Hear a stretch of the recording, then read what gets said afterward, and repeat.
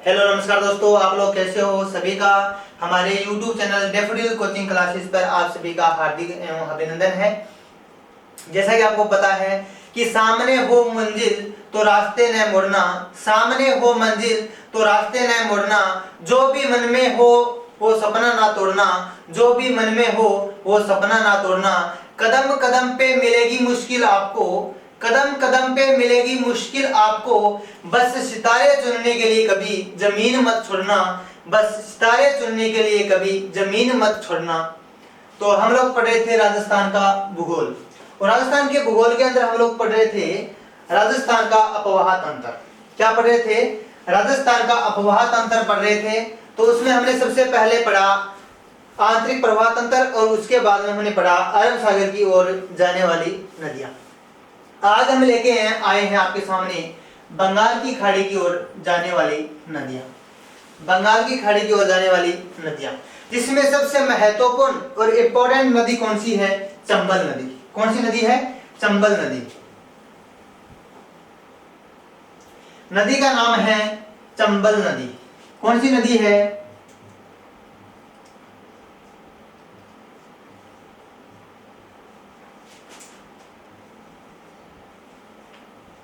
चंबल नदी।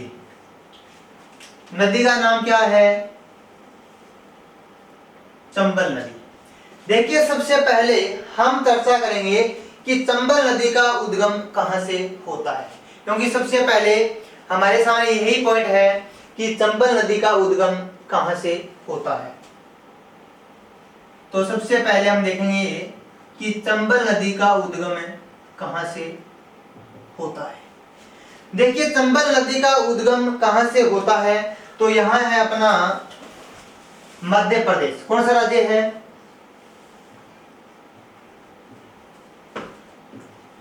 मध्य प्रदेश राज्य। कौन सा राज्य है? मध्य प्रदेश राज्य। मध्य प्रदेश में महू नामक स्थान से, यानी महू नामक स्थान से एक नदी का उद्गम होता है, और उस नदी का नाम क्या है? चंबल नदी। क्या नाम है? चंबल नदी। यानी चंबल नदी का उद्गम कहां से होता है, यह हमारे लिए जानना बहुत ही जरूरी है कि चंबल नदी का उद्गम कहां से होता है, क्योंकि यह हमारे लिए जानना बहुत ही जरूरी है। जानना यानी जनापाव की पहाड़ी, जनापाव की पहाड़ी। मैं से क्या? मध्य प्रदेश, और मैं से क्या? महू। ये हमारे लिए जानना बहुत ही जरूरी था। ये हमारे लिए जानना बहुत ही जरूरी था क्या? कि इस नदी का उद्गम होता है जनापाव की पहाड़ी। नाम क्या? जनापाव की पहाड़ी।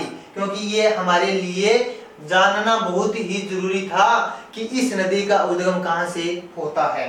तो जनापाव यानी जानना, जनापाव की पहाड़ी से इस नदी का उद्गम होता है। एक बार पुनः, मध्य प्रदेश के महू नामक स्थान से, जनापाव की पहाड़ी से एक नदी का उद्गम होता है। उस नदी का नाम क्या होता है? चंबल नदी होता है। क्या नाम होता है? चंबल नदी। देखते हैं अब हम चंबल नदी को। तो चंबल नदी का उद्गम होता है जनापाव की पहाड़ी से। कहां से होता है? जनापाव की पहाड़ी से होता है, और यह नदी मध्य प्रदेश में रतलाम, मंदसौर, नीमच में बहती है। यह नदी जनापाव की पहाड़ी से निकलने के बाद यह नदी मध्य प्रदेश के रतलाम, मंदसौर, नीमच में यह नदी बहती है। इसके बाद में यह नदी एंट्री करती है राजस्थान में। कहां एंट्री करती है? राजस्थान में यह नदी एंट्री करती है, और एंट्री कहां पर करती है? चित्तौड़गढ़ जिले में। कहां करती है? चित्तौड़गढ़ जिले में यह नदी एंट्री करती है। जैसे क्या? चंबल। जिला कौन सा? चित्तौड़गढ़। कौन सा जिला? चित्तौड़गढ़। और स्थान कौन सा? 84गढ़ स्थान। यानी चह चह का एक बेजोड़ क्या है? संबंध है। क्या है? संबंध। यानी चह से क्या? चंबल। क्या बना? चंबल। और चह से कौन सा जिला बना? चित्तौड़गढ़। और चह से कौन सा स्थान बना? 84गढ़ स्थान।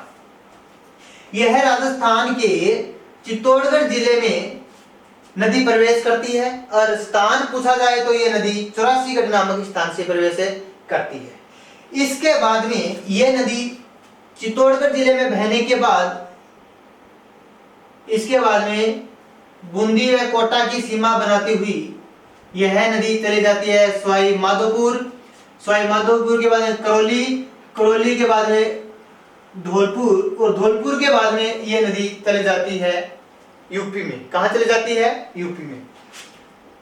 तो राजस्थान के चित्तौड़गढ़ जिला 84गढ़ नामक स्थान पर यह नदी एंट्री करती है, और यह नदी इसके बाद में कोटा व बारां जिले की सीमा बनाती हुई यह नदी चली जाती है यूपी में। कहां चली जाती है? यूपी में। देखते हैं हम, नदी का नाम है चंबल नदी। कौन सी नदी है? चंबल नदी है। सबसे पहले हम मैप थोड़ा और अच्छे तरीके से बना लेते हैं।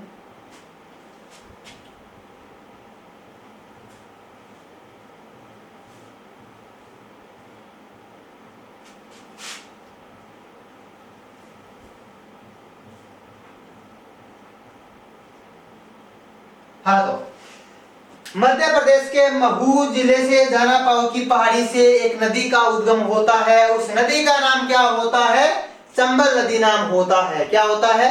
चंबल उसका नाम होता है। मंदसौर, रतलाम और नीमच से यह नदी बहने के बाद ये राजस्थान में एंट्री कहां करती है?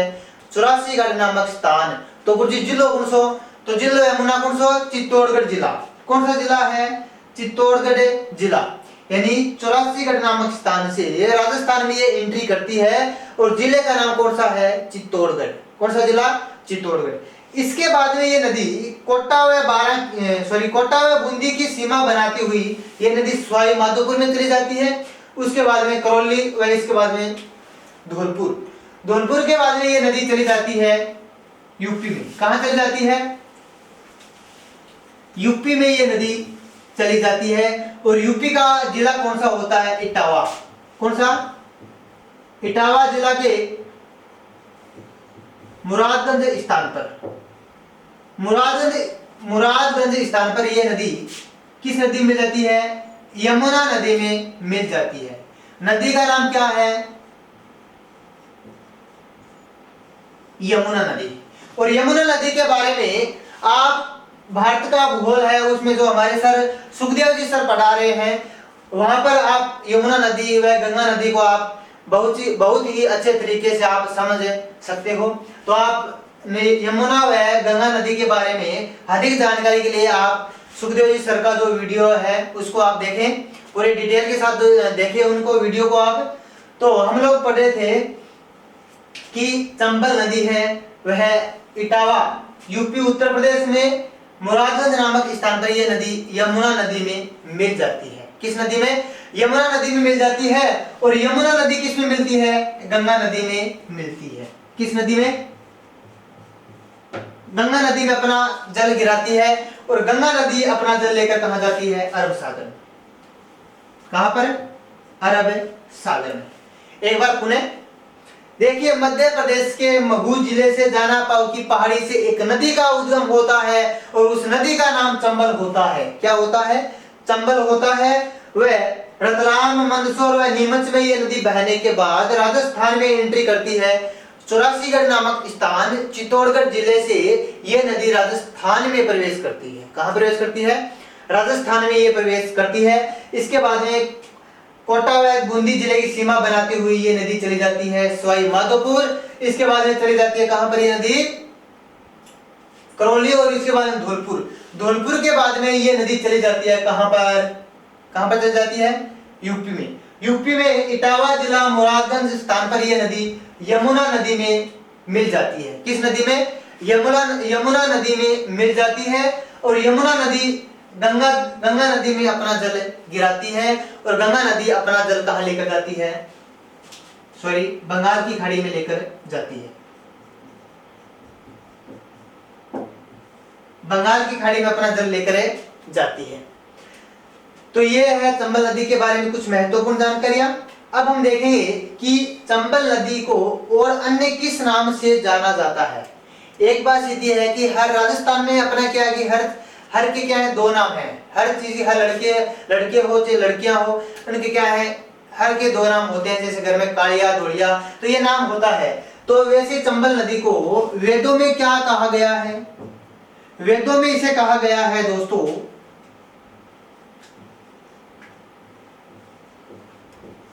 चर्मणवती नदी। क्या कहा गया है? चर्मणवती नदी कहा गया है। यानी वेदों में इस नदी को चर्मणवती नदी कहा गया है। वेदों में चंबल नदी को चर्मणवती नदी कहा गया है। इसके बाद में इस नदी के और जो उपनाम है वह है नित्यवाहिनी, नित्यवाहिनी,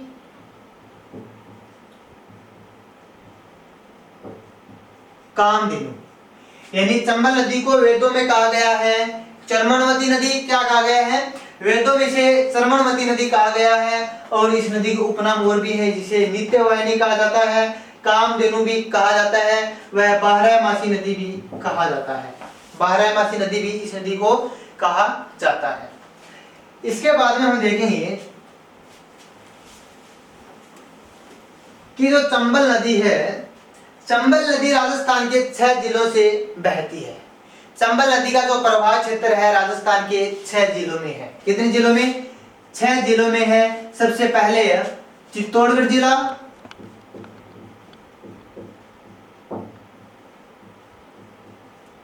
चित्तौड़गढ़ जिला, उसके बाद में है कौन सा? कोटा, इसके बाद में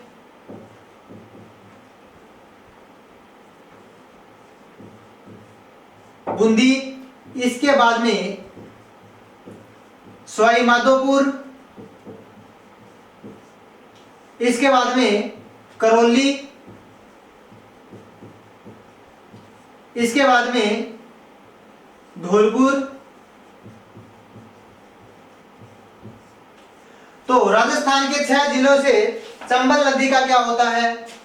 प्रवाहित होती है चंबल नदी। चित्तौड़गढ़, कोटा, बूंदी, सवाई माधोपुर, करौली, धौलपुर। यानी चित्तौड़गढ़ से आती हुई ये कोटा चली जाती है। कोटा, बूंदी, सवाई माधोपुर, करौली वाया धौलपुर होते हुए नदी किस नदी में मिल जाती है? यमुना नदी में मिल जाती है। और यमुना नदी किस में मिल जाती है? गंगा नदी में। और गंगा नदी अपना जल लेकर जाती है बंगाल की खाड़ी में। कहाँ लेकर जाती है? बंगाल की खाड़ी में। तो राजस्थान के 6 जिलों में चंबल नदी प्रवाहित होती है। इसके बाद में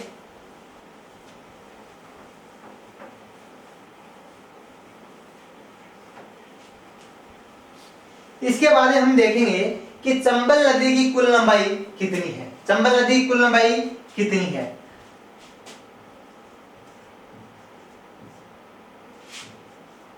कुल लंबाई की हम बात करें तो चंबल नदी की कुल लंबाई है 1051 किलोमीटर। कितनी है? 1000 किलोमीटर, 1051 किलोमीटर।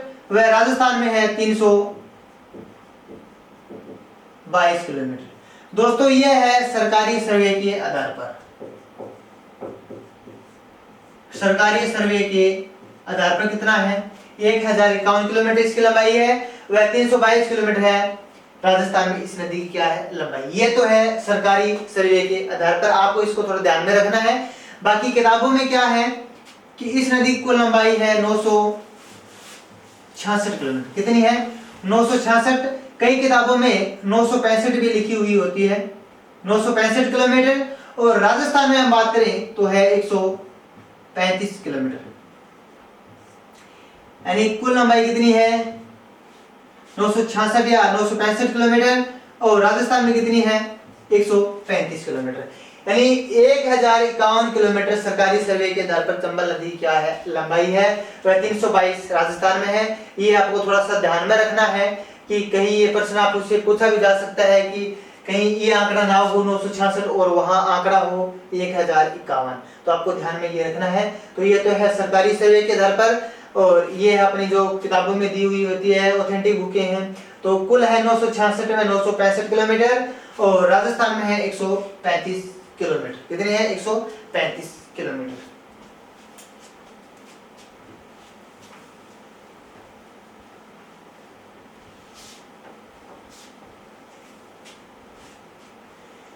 इसके बाद में हम देखेंगे कि जो चंबल नदी है, इस नदी की महत्वपूर्ण विशेषताएं क्या क्या हैं, इसकी महत्वपूर्ण विशेषताएं क्या क्या हैं।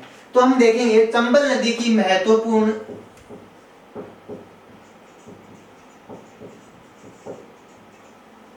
विशेषताएं क्या क्या है। सबसे पहले हमारे सामने आता है कि चंबल नदी है, कौन सी, चंबल नदी जो है, जो राजस्थान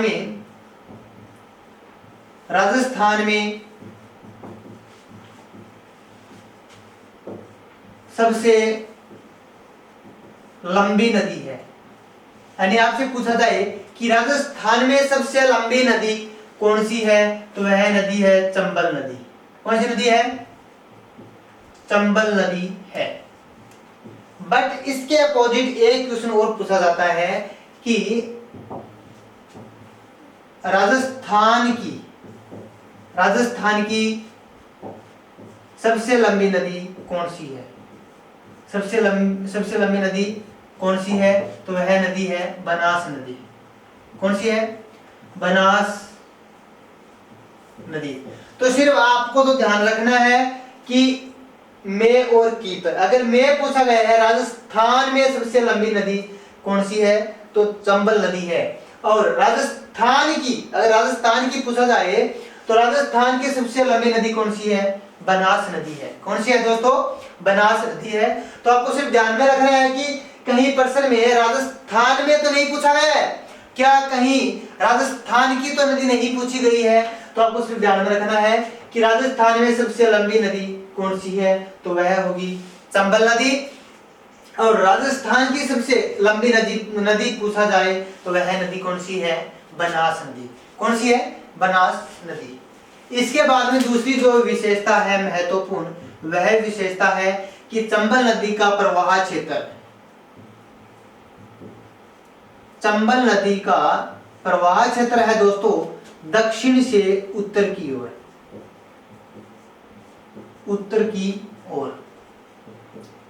यानी आपसे पूछा जाए कि चंबल नदी का प्रवाह क्षेत्र किस ओर है, तो आपको क्या बताना है कि दक्षिण से उत्तर की ओर चंबल नदी का क्या है, प्रवाह क्षेत्र है। इसके बाद में जो 3 नंबर विशेषता है कि चंबल नदी के जल में गांगेसूस नामक स्तनपायी जलीय जीव पाया जाता है। जलीय जीव पाया जाता है, क्या नाम है उसका, गांगेसूस स्तनपायी जलीय जीव पाया जाता है। क्या पाया जाता है, स्तनपायी जो जलीय जीव है गांगेसूस, वह पाया जाता है। इसके बाद में अगली इसकी विशेषता है कि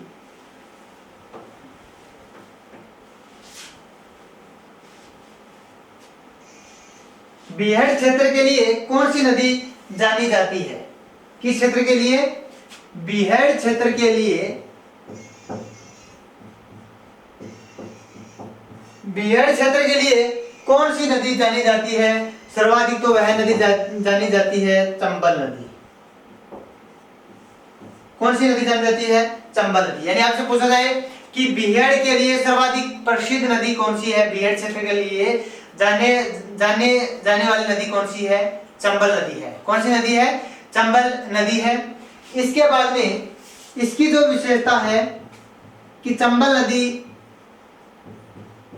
सर्वाधिक स्थायी जल वाली नदी है।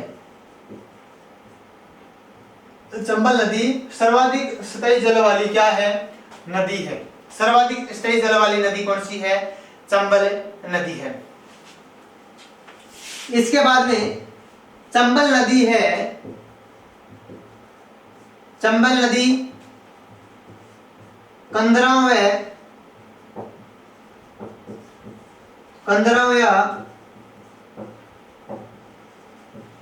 गुफाओं के लिए प्रसिद्ध है। चंबल नदी 15वें गुफाओं के लिए प्रसिद्ध है। और सर्वाधिक गुफाएं किस जिले में पाई जाती है, कोटा जिले में पाई जाती है। कोटा जिले में सर्वाधिक गुफाएं पाई जाती हैं।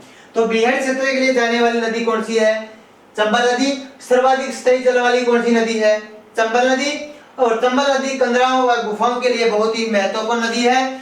और जो ये कोटा जिले में सर्वाधिक क्या है, स्थिर जल वाली नदी है, यानी कोटा जिले में सर्वाधिक क्या पाई जाती है, गुफाएं पाई जाती है। इसके बाद में हम देखेंगे कि अगली इसकी विशेषताएं क्या क्या है।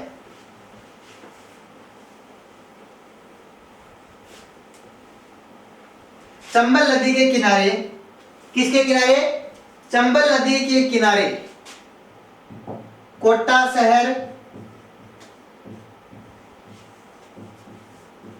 कोटा शहर व हैंगिंग ब्रिज,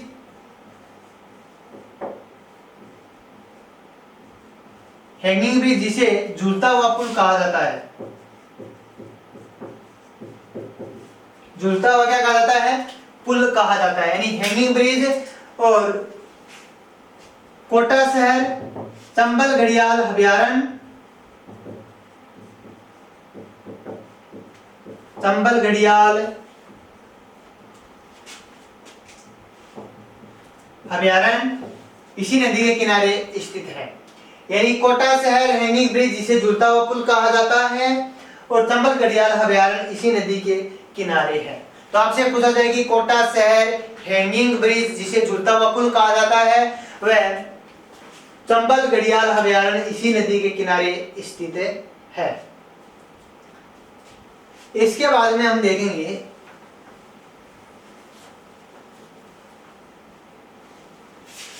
कि चंबल नदी की और कुछ महत्वपूर्ण कौन कौन सी जो इनकी विशेषताएं हैं तो हम देखेंगे। तो दोस्तों आप साथ साथ में ये जो नदी है इसको आप नोट करते रहें, क्योंकि कहीं ना कहीं ये आपके एग्जाम की दृष्टि से बहुत ही महत्वपूर्ण साबित हो सकती हैं। तो इसके बाद में हमारी विशेषताएं हैं कि चंबल नदी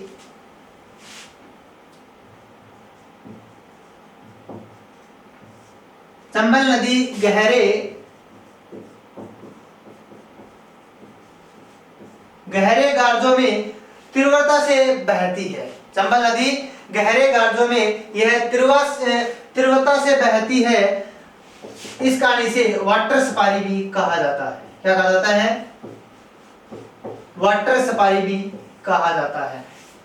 यानी जो यहां से लेकर कोटा तक ये नदी गहरे गार्जों में बहती है।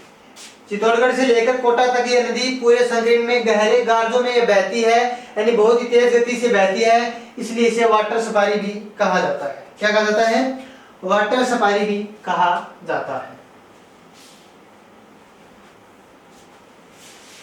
तो यह तो थी चंबल नदी की महत्वपूर्ण विशेषताएं। क्या है, चंबल नदी की महत्वपूर्ण विशेषताएं। अब हम बात करेंगे कि चंबल नदी पर कुल कितने बांध बनाए गए हैं। चंबल नदी पर कुल कितने बांध बनाए गए हैं, जिसका दक्षिण से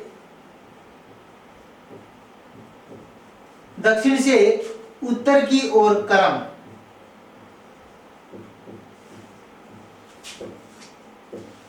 उत्तर की ओर क्रम क्या है। कई बार परीक्षा में यह पूछा जा सकता है कि दक्षिण से चंबल नदी पर स्थित बांधों का दक्षिण से उत्तर की ओर क्रम कौन सा है।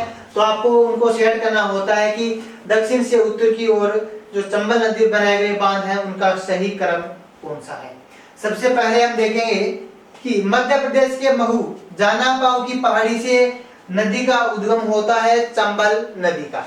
इसके बाद में यह नदी रतलाम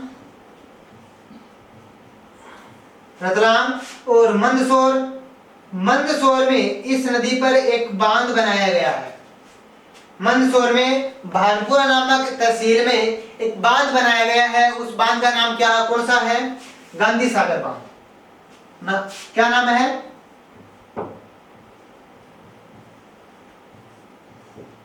गांधी सागर है,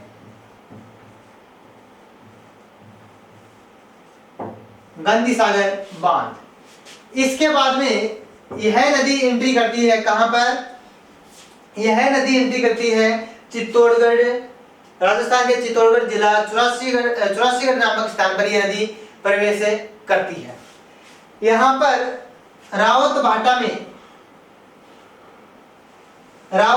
में एक बांध बना हुआ है और उस बांध का नाम क्या है, राणा प्रताप सागर बांध। राणा प्रताप सागर बांध।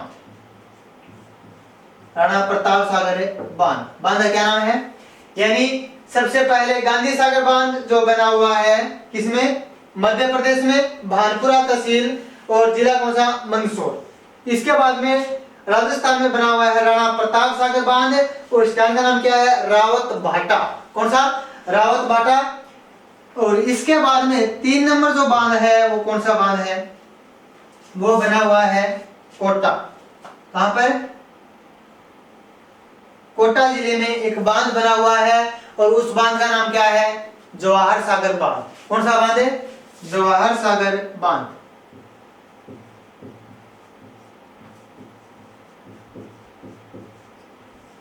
जवाहर सागर बांध बना हुआ है कोटा में। इसके बाद में 4 नंबर जो बांध है कोटा में ही बना हुआ है, कौन सा? कोटा बैराज बांध। कोटा बैराज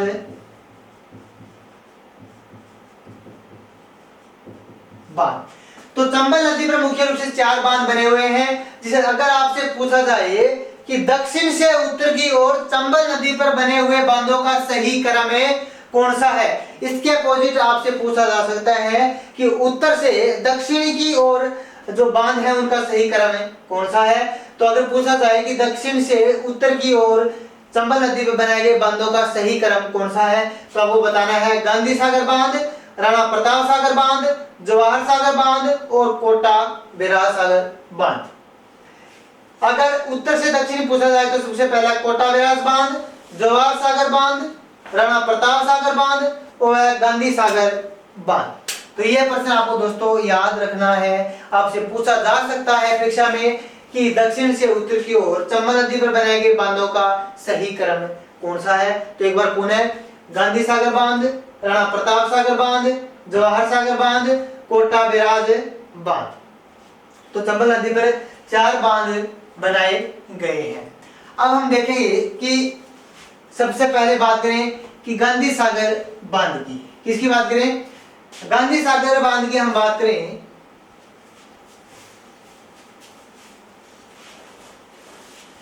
गांधी सागर बांध है, कौन सा बांध है? गांधी सागर बांध है। यह बांध 1953 से 60 के मध्य इस बांध का पुनर्निर्माण करवाया गया था। कब करवाया गया था? यानी 1953 से 60 के मध्य इस बांध का निर्माण करवाया गया था। यहाँ पर 5 इकाइयां लगी हुई है। कितनी इकाइयां? 5 इकाइयां लगी हुई है, 23 मेगावाट की एक। तो टोटल कितना हो गए? 115 मेगावाट। कितने हो गए? 115 मेगावाट। यानी गांधी सागर जो बांध है यह 1953 से 60 के मध्य इस बांध का क्या करवाया गया? निर्माण करवाया गया। और यहाँ पर विद्युत का उत्पादन होता है, यानी 5 इकाइयां है 23 मेगावाट की। 5 × 23 कितना हो गया? 115 मेगावाट यहाँ पर विद्युत का उत्पादन किया जाता है। किसका? विद्युत का उत्पादन किया जाता है। तो ये तो है गांधी सागर बांध। इसके बाद में हम बात करेंगे 2 नंबर है राणा प्रताप सागर बांध। राणा प्रताप सागर बांध, क्या नाम है? राणा प्रताप सागर बांध। राणा प्रताप सागर बांध। इस बांध का निर्माण करवाया गया था कहां पर? रावत भाटा। स्थान का नाम क्या है? रावत भाटा। रावत भाटा। और 1970 में इसका निर्माण पूर्ण करवाया गया था। कब है? 1970 में इसका निर्माण क्या करवाया गया था? पूर्ण करवाया गया था। यहाँ पर अगर विद्युत की बात करें, विद्युत का कितना उत्पादन होता है, तो यहाँ पर 4 इकाइयां लगाई गई है 43 मेगावाट की। कितने मेगावाट की? 43 मेगावाट की 4 इकाइयां यहाँ पर लगाई गई है, जो कितना हो गए? 172 मेगावाट। यानी 172 मेगावाट यहाँ पर विद्युत का उत्पादन किया जा रहा है। यहाँ पर 172 मेगावाट विद्युत का उत्पादन किया जा रहा है। और यहाँ पर प्रथम रावत भाटा में प्रथम परमाणु विद्युत गृह की स्थापना की गई थी। विद्युत गृह की स्थापना की गई थी। इसके बाद में अगर यहाँ की विशेषताएं और देखें तो यह कहा जाता है कि विश्व में सबसे सस्ता बांध कौन सा है, यही बांध बताया गया है। यानी विश्व में सबसे सस्ता बांध यही बताया गया है। इसके बाद में राजस्थान में जल भंडार की दृष्टि से देखा जाए तो यह सबसे बड़ा बांध है। यानी जल भंडारण की क्षमता, जल भंडारण की क्षमता की दृष्टि से देखा जाए तो राजस्थान का ये सबसे बड़ा क्या है, बांध है। तो राणा प्रताप सागर बांध का निर्माण करवाया गया पूर्ण 1917 ईस्वी में, जो रावतबाटा में स्थित है। यहाँ पर 4 इकाइयां 43 मेगावाट की एक इकाई यहाँ पर लगी हुई है। टोटल 172 मेगावाट यहाँ पर विद्युत का उत्पादन किया जा रहा है। इसके बाद में यहाँ पर प्रथम परमाणु विद्युत गृह यहाँ पर स्थापित किया गया और यह माना जाता है कि विश्व का सबसे सस्ता बांध यही है। और इसके बाद में जल भंडारण की क्षमता देखी जाए तो जल भंडारण की क्षमता इस बांध की राजस्थान में सर्वाधिक है। क्या है, सर्वाधिक है। तो ये हमने पढ़ा राणा प्रताप सागर बांध। इससे पहले हम बात करें कि यहाँ पर एक चूलिया जलप्रपात का निर्माण होता है। किसका होता है, चूलिया जलप्रपात का निर्माण होता है। इधर चित्तौड़गढ़ से एक नदी आती है, उस नदी का नाम क्या होता है, बामनी नदी या ब्राह्मणी नदी या बामनी नदी। यानी चित्तौड़गढ़ के हरिपुरा नामक स्थान से एक नदी का उद्गम होता है, उस नदी का नाम क्या है, बामनी नदी। यह नदी चंबल नदी में मिलने के बाद एक प्रपात का निर्माण होता है, उसका नाम है चूलिया जलप्रपात। चूलिया जलप्रपात जो मात्र 18 मीटर ऊंचा है। कितना है, 18 मीटर ऊंचा है। तो बामनी नदी का उद्गम होता है चित्तौड़गढ़ जिले के हरिपुरा नामक स्थान से इस नदी का उद्गम होता है। वह चंबल नदी में मिलने के बाद एक जलप्रपात का निर्माण होता है, उसका नाम है चूलिया जलप्रपात, जो 18 मीटर ऊंचा है। कितना है, 18 मीटर ऊंचा है। तो यह है चूलिया जलप्रपात। इसके बाद में हम देखेंगे 3 नंबर कौन सा है, जवाहर सागर बांध। जवाहर सागर बांध दोस्तों, जवाहर सागर बांध है यह एक पिकअप बांध भी है।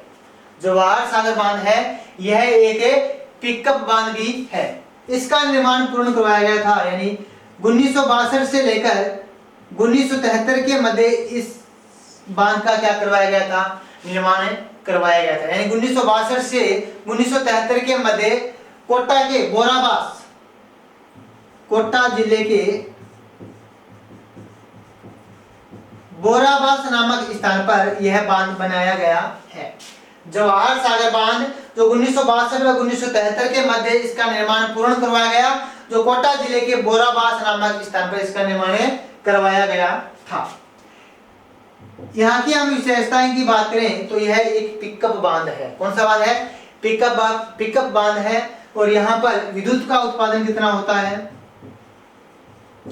विद्युत का उत्पादन होता है। यानी यहाँ पर 3 इकाइयां स्थापित की गई है। कितनी इकाइयां, 3 इकाइयां स्थापित की गई है। प्रत्येक इकाई 33 मेगावाट की है। कितनी, 33 मेगावाट की। और टोटल कितना होया, 99 मेगावाट। कितना,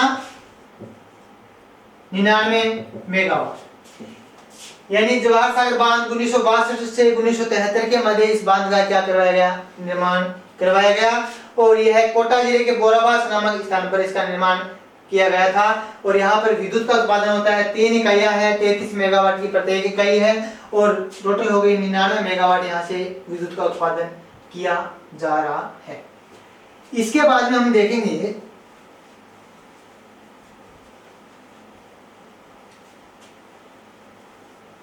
इसके बाद में दोस्तों है कौन सा,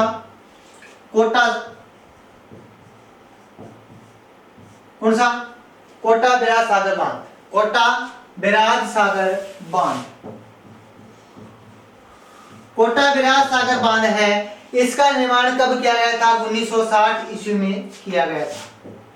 1960 ईस्वी में किया गया था।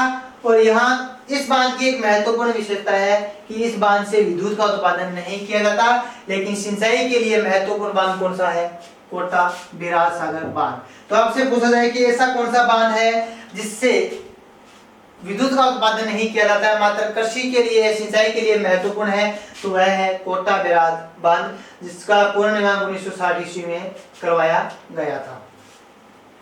तो चंबल नदी पर 4 बांध बनाए गए हैं। पहला मंदसौर के भानपुर तहसील में, जिसका नाम है गांधी सागर बांध, और फिर इसके बाद चित्तौड़गढ़ रावतबाटा में राजस्थान में एक बांध बनाया गया है, राणा प्रताप सागर बांध, राणा प्रताप सागर बांध। इसके बाद में कोटा में बनाया गया है बोराबास नामक स्थान पर, कौन सा, जवाहर सागर बांध, कौन सा, जवाहर सागर बांध। इसी के बाद में कोटा में एक और बांध है, उस बांध का नाम क्या है, कोटा बैराज बांध, कोटा बैराज बांध। तो ये आपसे पूछा जा सकता है कि दक्षिण से उत्तर की ओर चंबल नदी पर बनाए गए बांधों का सही क्रम कौन सा है, सही क्रम कौन सा है। इसके बाद में हम देखेंगे दोस्तों कि चंबल नदी की महत्वपूर्ण सहायक नदियां कौन कौन सी हैं। चंबल नदी की महत्वपूर्ण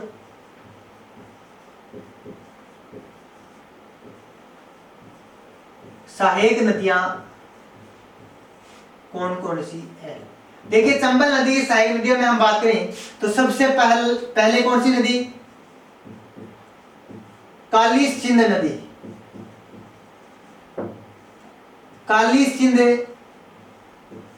नदी।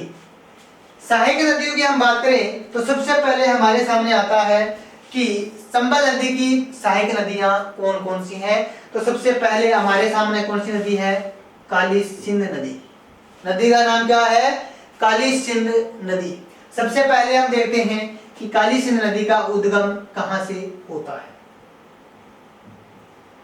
काली सिंध नदी का उद्गम कहां से होता है, तो काली सिंध नदी का उद्गम होता है मध्य प्रदेश से। कहां से होता है, मध्य प्रदेश से इस नदी का उद्गम होता है। और मध्य प्रदेश से कहां से, देवास नामक स्थान से। देवास जो जिला है, देवास के बांगली गांव की पहाड़ियों से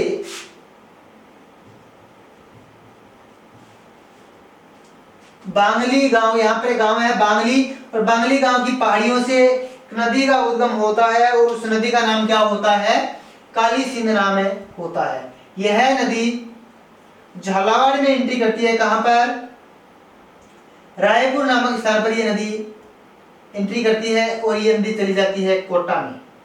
कहां चली जाती है, कोटा में यह नदी चली जाती है। और कोटा में यह नदी नौनेरा नामक स्थान पर, नौनेरा नामक स्थान पर यह नदी चंबल नदी में मिल जाती है। नाम क्या है, कोटा जिले के नौनेरा नामक स्थान पर यह नदियां किस नदी में मिल जाती है, चंबल नदी में मिल जाती है। यानी हमने पढ़ा कि चंबल नदी की सहायक नदियां, सबसे पहले हम पढ़ रहे हैं काली सिंध नदी को। किस नदी को, काली सिंध नदी को। तो सबसे पहले वही हमारे सामने बात निकल आती है कि गुरुजी इस नदी का उद्गम कहां से होता है। तो इस नदी का उद्गम होता है मध्य प्रदेश राज्य से,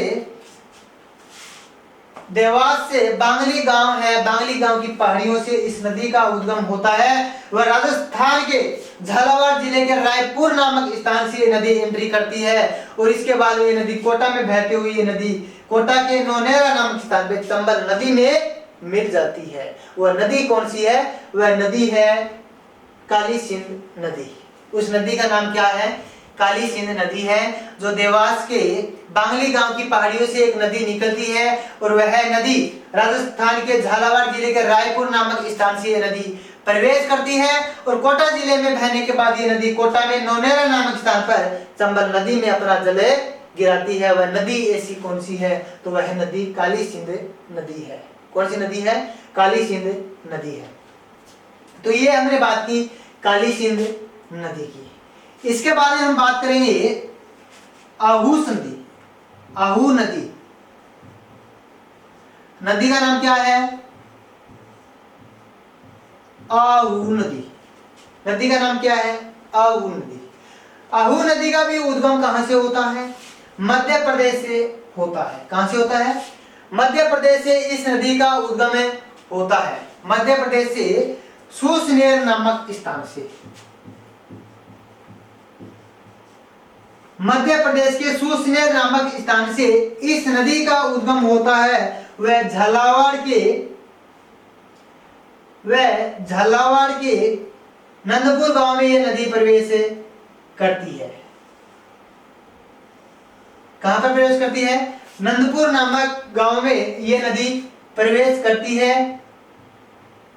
उस नदी का नाम क्या है? आहू नदी। कौन सी नदी है? आहू नदी। आहू नदी का उद्गम होता है मध्य प्रदेश के सुसनेर नामक स्थान से। इस नदी का उद्गम होता है तो राजस्थान में ये एंट्री करती है नंदपुर गांव में। कहां पर? नंदपुर गांव में ये एंट्री करती है। और इसके बाद में यह नदी घाघरा झालावाड़ में, यह नदी किस नदी में जाती है? काली सिंध नदी में मिल जाती है। किस नदी में? काली सिंध नदी में मिल जाती है। जहां पर यह नदी काली सिंध व आहू नदी का मिलन होता है, दोनों नदियां आपस में मिलती है, उस मिलने को क्या कहा जाता है? सामेला कहा जाता है। क्या कहा जाता है? सामेला कहा जाता है। यानी जहां पर आहू व काली सिंध नदियां आपस में मिलती हैं, जहां पर आहू व काली सिंध नदियां दोनों आपस में आकर मिलती है, उस मिलने के स्थान को क्या कहा जाता है? सामेला कहा जाता है। क्या कहा जाता है? सामेला कहा जाता है। आहू व काली सिंध नदियों के संगम पर कौन सा दुर्ग बना हुआ है? गागरोन दुर्ग बना हुआ है। कौन सा दुर्ग है? गागरोन दुर्ग किन दो नदियों के संगम पर बना हुआ है?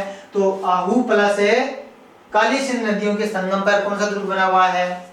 गागरोन दुर्ग बना हुआ है। कौन सा दुर्ग है? गागरोन दुर्ग बना हुआ है। तो यह है कौन सी नदी? आहू नदी। कौन सी नदी है? आहू नदी।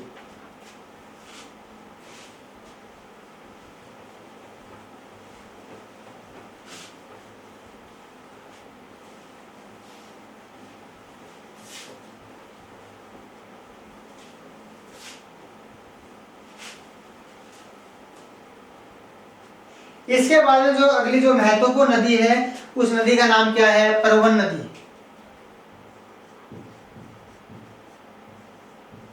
परवन नदी। परवन नदी का उद्गम कहां से होता है? परवन नदी का उद्गम होता है एमपी से। कहां से होता है? एमपी से होता है। वह मालवा के पठार से इस नदी का उद्गम होता है। मालवा का पठार, मालवा का पठार, यानी मालवा के पठार से इस नदी का क्या होता है? उद्गम होता है। किस नदी का? परवन नदी का।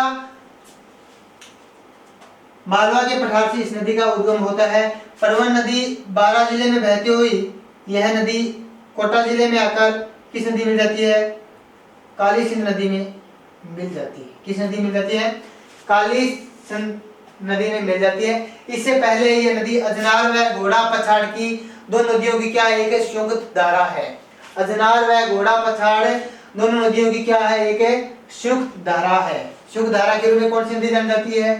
परवन नदी जानी जाती है। यानी घोड़ा पछाड़ व परवन जो ये है अजनार नदी दोनों है, इनकी एक संयुक्त धारा के रूप में कौन सी नदी जानी जाती है? परवन नदी जानी जाती है। इसी नदी के किनारे 12 में एक अभयारण्य स्थित है। कौन सा? शेरगढ़ अभयारण्य। शेरगढ़ अभयारण्य। शेरगढ़ अभयारण्य बहुत ही फेमस है। किसके लिए? सांपों की शरण स्थली।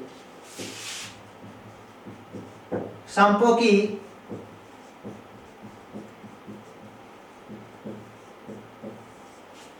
की शरण स्थली के रूप में कौन सा अभयारण्य प्रसिद्ध है?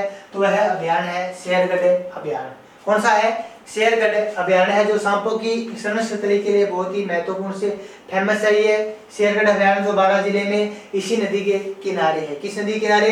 परवन नदी के किनारे। तो परवन नदी का उद्गम होता है मध्य प्रदेश के मालवा का पठार से, जहां पर इस नदी के किनारे शेरगढ़ अभयारण्य है। शेरगढ़ अभयारण्य सांपों की शरण स्थली के रूप में जाना जाता है। और इसके बाद ये नदी कोटा में आकर काली सिंध नदी में मिल जाती है। इसमें और इसी नदी पर एक दुर्ग बना हुआ है, मनोहरपुर दुर्ग। कौन सा? मनोहरपुर दुर्ग बना हुआ है, वो परवन व काली कोह नदी पर बना हुआ है। इसके बाद में हम देखेंगे अगली जो नदी है,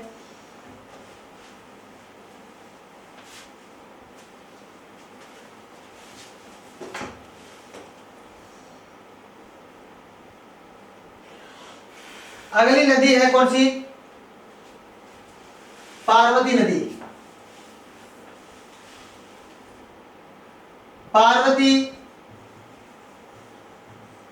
पार्वती नदी का उद्गम होता है मध्य प्रदेश से। सीहोर नामक स्थान से इस नदी का उद्गम होता है।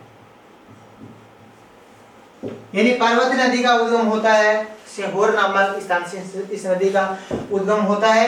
यह नदी यहाँ से निकलने के बाद 12 जिले में प्रवेश करती है और पुनः यह नदी मध्य प्रदेश की सीमा बनाती हुई नदी सवाई माधोपुर के निकट पालिया नामक स्थान पर यह नदी चंबल नदी में मिल जाती है।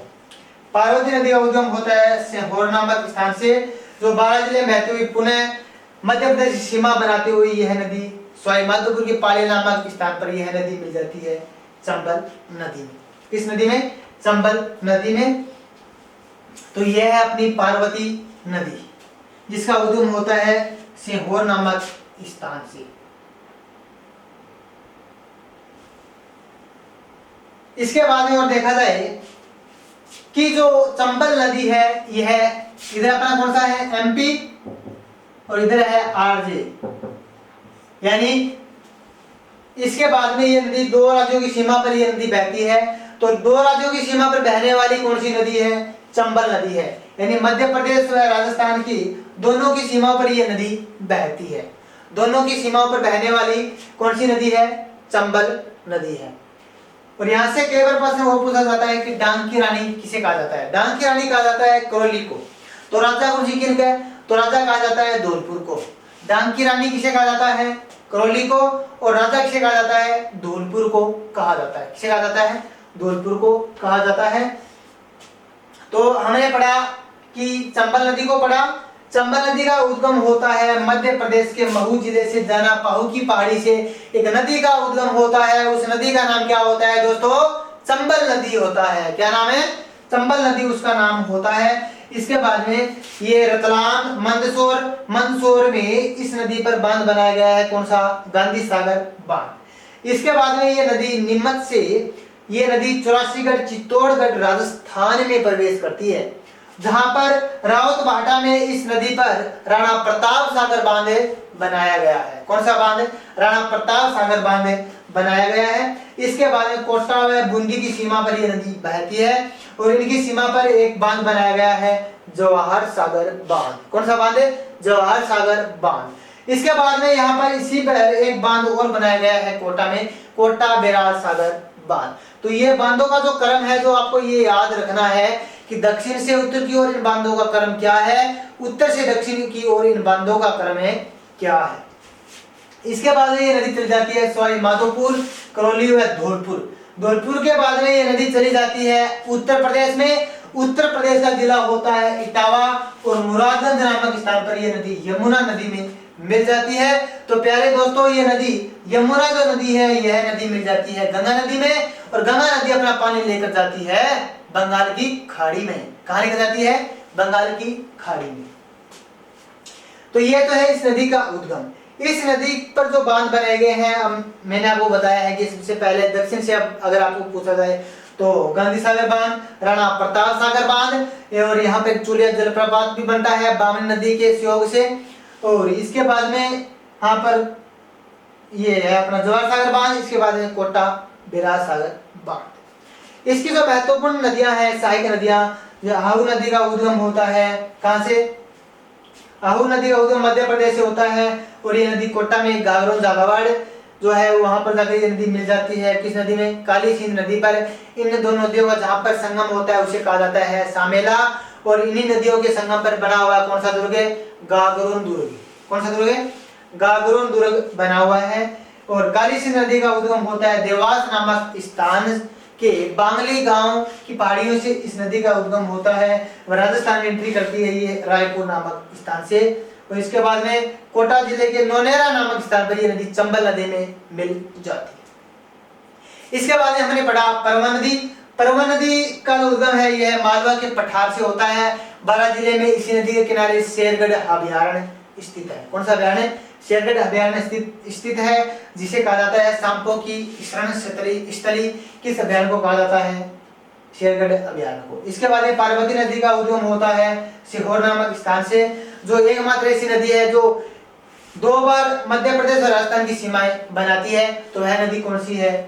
पार्वती नदी है।